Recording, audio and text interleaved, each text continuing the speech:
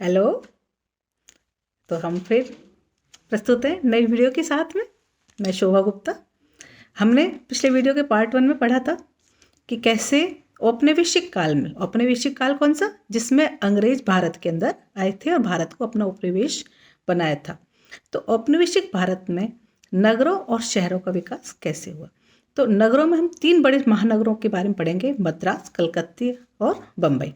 मद्रास, कलकत्ता और बम्बई। तो मद्रास, कलकत्ता और बम्बई जो कि अंग्रेजों के समय में विकसित हुए, छोटे छोटे गांवों से और बहुत बड़े महानगर बन गए, व्यापारिक राजनीतिक केंद्र बन गए। तो कैसे बने उसके बारे में हम अध्ययन पढ़ेंगे। तो अगर आप इसको ध्यान से देखोगे वीडियो को, तो आपको इन तीनों महानगरों के बारे में बहुत अच्छे से समझ में आएगा। तो हम सबसे पहले लेते हैं मद्रास। 1639 ईस्वी में वस्त्र उत्पादों की खोज में मद्रास में व्यापारिक कोठी सबसे पहले स्थापित की गई थी। फ्रेंच कंपनी से प्रतिद्वंदिता होने, फ्रेंच कंपनी भारत के अंदर थी, तो उससे अंग्रेजों की ईस्ट इंडिया कंपनी की प्रतिद्वंदिता थी। तो यहाँ किलेबंदी की अंग्रेजों ने 1761 में, फ्रांसीसियों की हार हुई और saint George fort town white house यहाँ पर बना। किले के अंदर रंग और धर्म के आधार पर रहने का फैसला किया जाता था। मतलब जो सफ़ेद रंग का था वो रह सकता था, अर्थात अंग्रेज वहाँ रह सकते थे, भारतीय वहाँ पर नहीं रह सकते थे। किले के बाहर सीधी लाइनों में ब्लैक टाउन बनाया गया, जहाँ औपनिवेशिक शहरों की विशेषता थी कि सुरक्षा क्षेत्र बनाने के लिए 18वीं सदी में जो ब्लैक टाउन था उनको हटा दिया गया, क्योंकि 1857 की क्रांति हुई थी। उसके बाद जो किले के बाहर इनके लेन देन होता रहता था, व्यापारिक संबंध होते थे, उनको हटा करके और इनको और बढ़ाया गया और किलेबंदी को और सुदृढ़ कर दिया गया सुरक्षा की दृष्टि से। नया अश्वेत कस्बा उत्तर दिशा में दूर जाकर बसाया गया, जहाँ पर बाजार, रिहायशी मकान थे जो कि शहर के बीच से गुजरने वाली आड़ी टेढ़ी गलियों में रहते थे। यहाँ बुनकर, कारीगर और दुभाषिए रहते थे। मद्रास बहुत सारे गांवों को मिलाकर बनाया गया था, जहां विभिन्न समुदाय के लोग आकर बस गए थे। मद्रास अपने आप में कोई बहुत बड़ा शहर तब नहीं था, बहुत सारे गांवों को मिला करके मद्रास बसा दिया गया, जहां पर आसपास के सभी लोग आकर के बस गए थे। अंग्रेज सत्ता मजबूत होने के बाद अंग्रेजों ने किले के बाहर जाकर गार्डन हाउसेज बना लिए, जो कि छावनी से सड़क पर बनते थे। संपन्न भारतीयों ने भी अपने आसपास उप शहरी इलाकों का निर्माण कर लिया था। तो जैसे पहले तो किले ही था, उसके बाहर ब्लैक टाउन था, लेकिन अब छावनियों और किले के बीच में गार्डन हाउसेस बन गए। इसके अलावा भारतीयों ने जो उप शहर बसाए, तो मद्रास का और विस्तार हुआ और इस तरह से एक बहुत बड़ा शहर बन गया।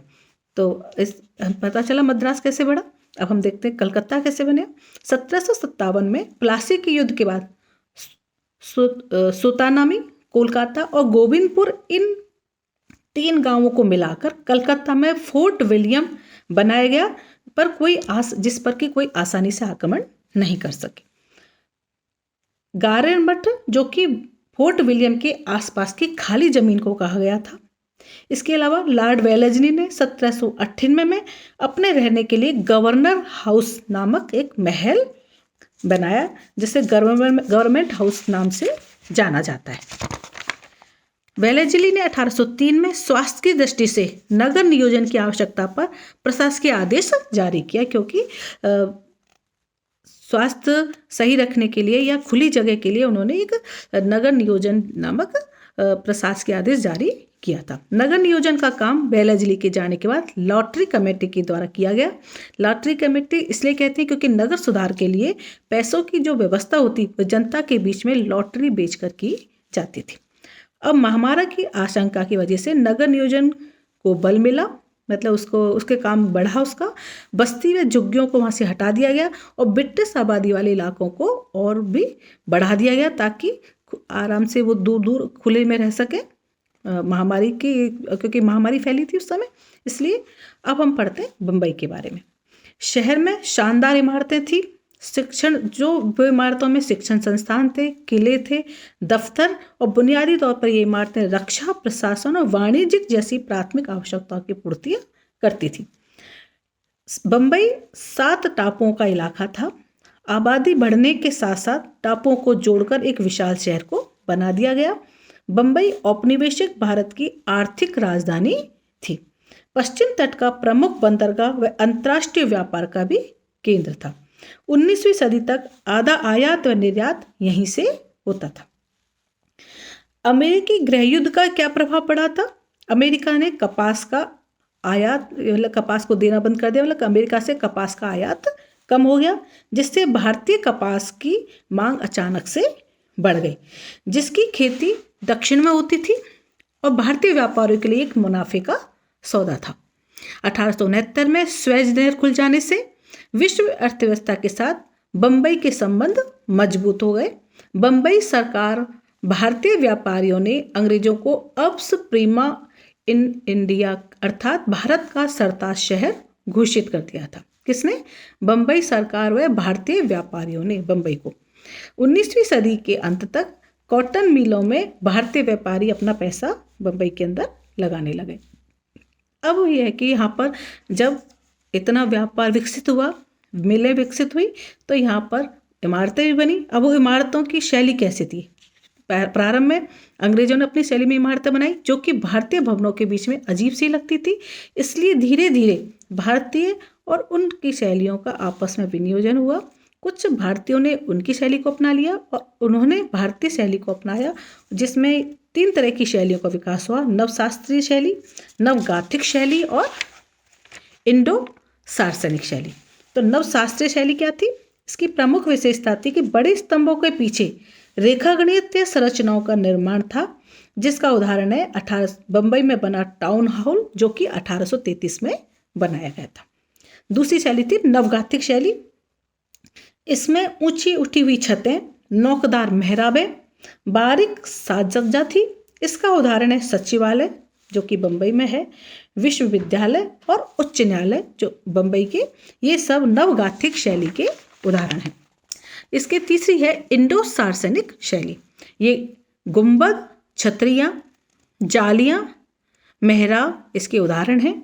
मद्रास लॉ कोर्ट्स और ताजमहल होटल इंडो सार्सनिक शैली का एक महत्वपूर्ण उदाहरण है, जो कि जिसमें इस शैली की पूरी विशेषताएं मिलती हैं। स्थापत्य शैली जो थी, इसके बाद बम्बई के अंदर एक नए भवन बने जो कि चौल के नाम से जाने जाते हैं। आजकल आपने इसमें भी कोरोना टाइम में भी इनके बारे में बहुत सुना होगा, बहुत ज़्यादा फैला था चौल के अंदर कोरोना, पहली और द्वितीय लहर के अंदर, क्योंकि यहाँ पर लोग बहुत पास रहते हैं, बहुत ज़्यादा लोग रहते हैं कम जगह के अंदर, तो निश्चित रूप से कोरोना तेज़ी से फैला। तो इसकी यह बात बहुत चली थी चावल के बारे में, अगर आप लोगों ने न्यूज़ वगैरह सुनी होंगी तो ये चावल जो बनी थी ये उसी दौरान बनी थी। शहर में जगह की कमी हो गई थी, भीड़ भाड़ बहुत हो गई थी। बम्बई में खास इसलिए बम्बई के अंदर जो खास इमारतें बनी थी, उन इमारतों का नाम हो गया था चौल कहा गया था, जहाँ पर मजदूर वर्ग, व्यापारियों के यहाँ काम करने वाला वर्ग, ये लोग रहने लगे थे और बहुत सीमित जगह में ज़्यादा लोग रहते थे, तो इसलिए इनको चाल के नाम से जाना जाता था। स्थापित शैली हम क्यों पढ़ रहे हैं, इससे हमें क्या फ़ायदा है? तो हमको इनसे जो जानकारी मिलती है, इसमें सबसे पहली जानकारी हमें ये मिलती है कि अपने समय की सौंदर्यात्मक आदर्श और निहित विशेषताओं का हमें इसमें पता चलता है कि उस समय के लोगों की कैसी सोच थी, किस तरह की विशेषताएं थी, किस तरह की वो शैलियों का प्रयोग करते थे। और इसके अलावा इमारत के माध्यम से शासक अपनी ताकत का भी प्रदर्शन करते थे। इमारतों की शैली द्वारा उस काल की अभिव्यक्ति होती है। दूसरी बात ये होती है कि स्थापत्य शैलियों से प्रचलित रुचियों का भी पता चलता है, और ये भी पता चलता है कि बदलती भी हैं, कि रुचियाँ जैसे जैसे बदली वैसे वैसे इमारतों की शैलियाँ भी बदली। तो ये पता चलता है कि हर शासक के काल में अलग अलग तरह की इमारतें बनी, इसका मतलब रुचियों में भी परिवर्तन हुआ। चाहे भारत ही था, लेकिन अलग अलग लोग आए तो उन्होंने अलग अलग तरह की शैलियों का विकास यहाँ पर किया। नवगाथिक शैली थी, तो इन नवीन शैलियों की लोकप्रियता ये और संस्कृति की रूपरेखा से यहाँ उस काल की विशेषताओं का हमें पता चलता है। तो हमने 3 शहरों के बारे में पढ़ा, मद्रास, बम्बई और कलकत्ता। तो भारत में औपनिवेशिक जो भारत बना, मतलब अंग्रेजों के आने के बाद जो हमारा भारत था, उसमें इन शहरों का विकास कैसे हुआ, नगर व्यवस्था कैसे थी, स्थापत्य व्यवस्था कैसी थी, नगर नियोजन कैसा था, ये सब हमने पढ़ा। आशा है आपको ये चीज़ अच्छे से समझ आ गया होगा। अगर आपने पूरा वीडियो देखा है तो आप इन चीज़ों के बारे में बिल्कुल अच्छे से समझ पाए होंगे। Thank you.